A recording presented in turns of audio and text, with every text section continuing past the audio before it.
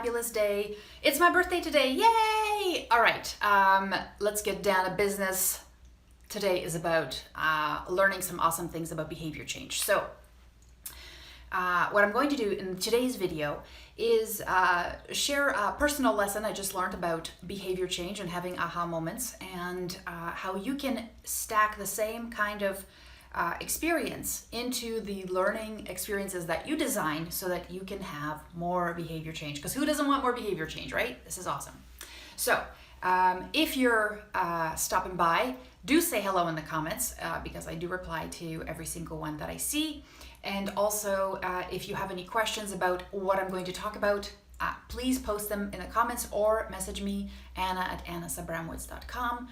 Or, and if you want to learn more about what I do and also the model that I'm going to be talking about reviewed more in depth, go to scenariodesignSecrets.com, and then check out the webinar that I have posted there.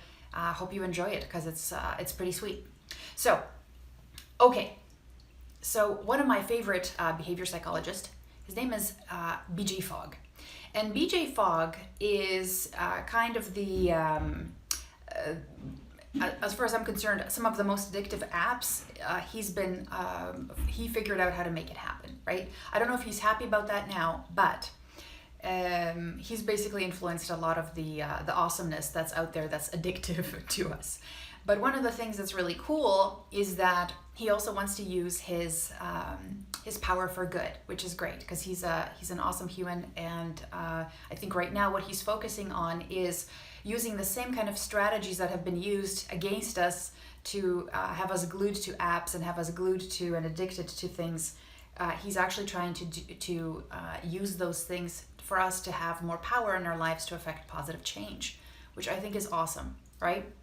So I participated in a program called Tiny Habits with BJ Fogg, which he's designed, and it's free. You guys should check it out. But one of the things that BJ talks about is how to change behavior, what it actually takes for somebody to have behavior change, right? And that's, give me a heck yeah or yeah, or put a 9 in the comments if you're the kind of person who's looking to create learning that actually causes behavior change. You're not just there to entertain. You want them to leave and have them think about the world in a different way, make decisions differently, do something differently, have some sort of a behavior change. So let me know that. Now, he said there are 3 things that really cause people to change their behavior. And this is really cool because I think that it aligns with what we do as designers, learning experience designers, instructional designers, right? So he said the first thing, the first thing is having an epiphany. And I'll get into this a little bit more deeper. The second thing is changing your environment.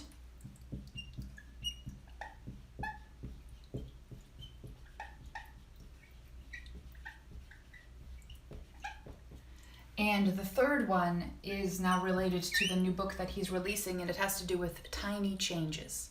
Tiny changes, which is what the Tiny Habits program is all about. So I suggest you check it out because it is super cool. So tiny changes. So when I looked at this, I actually got really excited when I read this from BJ because I thought, okay, in the realm of my work as a designer, there are things that I can actually influence. There are things that I can have control over. But those things are quite limited sometimes, right? So can I have somebody make tiny changes in their environment or have them take up tiny habits? Probably not, right? So this one is kind of out for me when I design a learning experience. Can I change their environment? In fact, do I have any impact on their environment? Probably not, right? No. So this one is out. And it's kind of crazy because a lot of times we design our learning with great expectations about what the application environment is going to be like, right? Super supportive, the job aids are up, performance support pieces are in place, everything's working. You just need to go there and be awesome. And it doesn't always work like that, right? A lot of times I find the work that we do is us negotiating to find pieces that will augment something that's working in that environment, because we're trying to work within realistic constraints, right? But then in the end, you still have to think, hey, the only thing I really can control here is this experience, and how valuable and how useful somebody finds that experience. And that is why I think, number one, epiphany is the business we are in. This is why I think this is where we have absolute control, and we can have absolute impact on behavior change, which is so cool. So, epiphany. What is an epiphany, really? Epiphanies come in many, many ways. So sometimes an epiphany really is one of those like aha moments, like, whoa, what the heck was that, right? Like it's something that hits you. Like for some people, an epiphany is, let's say they chain smoked for 40 years, and then they have to have open heart surgery, or like they have to have a lung removed, so they have to have surgery to get their lung removed, let's say. And that to them is that moment where they decide, no more. This is it. I got to make a change, because this is not working the way I want it to. I never want to be on this operating table again. I never want to have pain like that when I breathe. I never want to cough blood again. That is an epiphany. Now, you'll definitely see people who, I mean, and I have seen them at the hospital, because I worked with Vancouver Island Health. You'd go outside and there's like a smoking pad, and there's people with like emphysema, respirators, and they're still smoking cigarettes. They didn't have an aha moment. So you got to craft that the right way. It's got to be impactful, right? It's got to be impactful in the right way. And those aha moments are not going to happen for everybody, but you can build it into the experience. And I truly believe that it is the way to do it is through scenarios. But as long as the consequences are punchy enough, like getting your chest torn open during a surgery, really. So, but it doesn't even have to be that dramatic. So let me tell you a recent experience that happened that I think is just genius, and I think it's being used in the wrong space for epiphanies. So really what an epiphany is me going about my life in a certain way, and then something happens that makes me like go like 180, be like, what the heck happened, right? And make me almost reevaluate my approach, and then make me realize that I need to do something to fix it. So this is the best. So the best, but not really the best. Now I'm thinking it's the best, but in the moment I was like, oh, that's horrible. So let me tell you what happened. So I got myself this little app, and the app is called something like Face App or something like that. By the way, after go and check this out. So it's this app, and the app is so cool. It uses AI and all this stuff. And when you upload your picture, what it does is it scans it, and then you can modify it. So at the bottom it has this menu, young, old, older, and it has these two specific options that I found really quite interesting. So you can turn your picture, you still see that? Yeah, sure. And into two options. One option is old, and the other one is cool old. Yeah. So what happens is, this is the best because there's no feedback here. So I take my picture, profile pic, face pic, and I click on the old.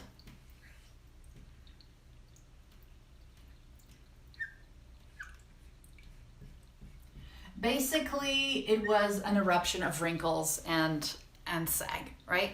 Nobody's ever going to see that, ever. Then I click on cool old. Still wrinkles, still But basically what happened is the app took my picture and said, based on what you look like today, we're going to add all the things, the typical things that happen to people. They add an extra 5 pounds of weight. They don't put on sunscreen. They don't take care of themselves. They probably drink a lot, whatever, right? Take me to the Bertini bar. And then this is the end result.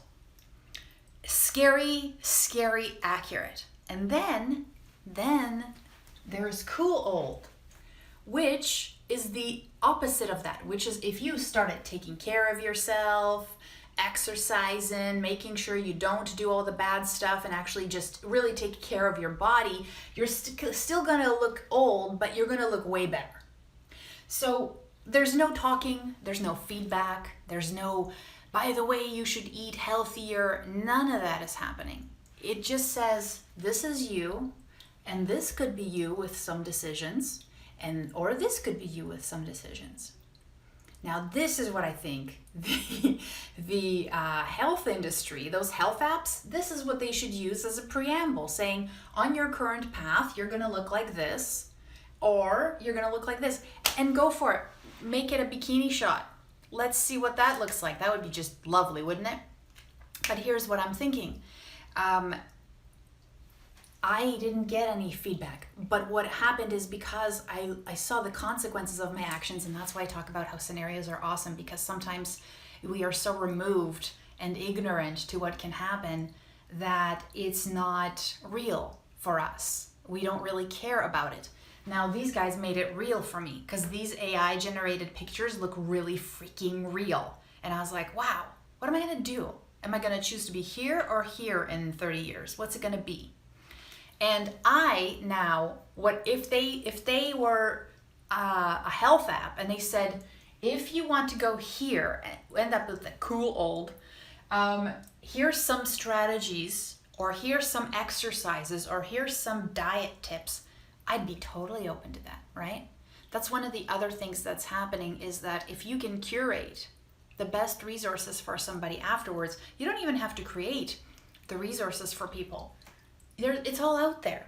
What they're looking for is for you to decide on what's the best for them, what's the most helpful for them. When I go to YouTube and I see 10,000 videos, can you tell me, as a person who's counseled and been there with 1,000 other people trying to, stay in shape, what are the best strategies and which videos I should watch? That is just like so powerful.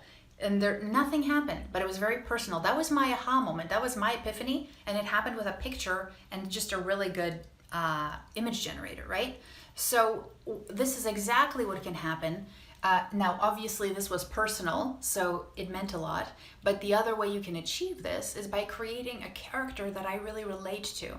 Like, if we built up a little bit of a story saying, this is Judy, and Judy's always struggled with her weight, but this is a turning point for her. She can decide. She can make a difference in her life. Or she's always struggled with diabetes, or she's always struggled with hypertension. Those are things that touch all of us, right? So if you can paint me a picture of her, will I be able to make better and I see what happens, can I make better decisions on her behalf? Like, those are things that you can actually take this model, apply it to a story, personalize it, and boom, you've got an epiphany. Yeah, I'm exercising like crazy right now, right? Never is anybody gonna see those pictures.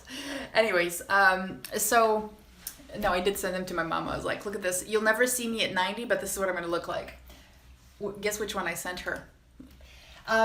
Yeah, so I think really, when you think about it, the recap, we can't change the environment that, some people have that impact, right? That's fantastic. You can't impact the environment that your learning is going to be applied in. But if you can have somebody change their behavior as a result of the learning experience you put together, then that is actually a learning experience. Otherwise, it is a distraction. Otherwise, it is just a time suck that has really no relevance. So if you continue putting out things that don't give people epiphanies or don't cause behavior change in some way, even to make them more curious to find out more info, you're failing your learners. You're just wasting time. You're just another magazine that they're reading, right? And that's what we want to get away from. And I'm not saying that you're going to get everybody an epiphany. There's no 100% success in anything, right? The most beautiful piece of clothing is not going to fit everybody, and also it's not going to look good on everybody, right? But there's a propensity for quality to impact more than if you didn't think about it at all. So what you can do is, instead of having a ton of information and just hoping people are going to enjoy reading it or enjoy using it while they're on the job, you can create some of these situations where they can find some aha moments where they could see why skills are needed, why a better approach is needed, why their approach isn't working very well, how their lives could be better if they just use something a little more effective. You give them that first, then the information that you provide after is going to be so much more open to being consumed in the right way, because now somebody wants to act on it because they have a reason to, right?